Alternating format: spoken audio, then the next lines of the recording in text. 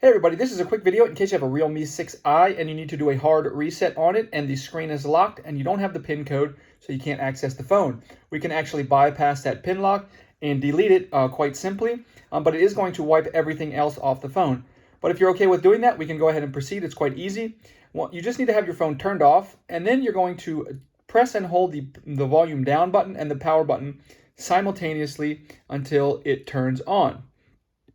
Once it turns on, it's going to boot up into the recovery menu, and it will look something like this. And so from here, you're just going to select English, and then you're going to go down to wipe data. And then once you choose wipe data, you're going to need to confirm it. So it's going to ask you, it's going to put up a verification code. You have to put in the verification code. And then you're not going to hit wipe data, you're going to hit format data, because wipe data just doesn't really remove much. Hit format data, then you can reboot the phone and it will turn on like it did when it came out of the box.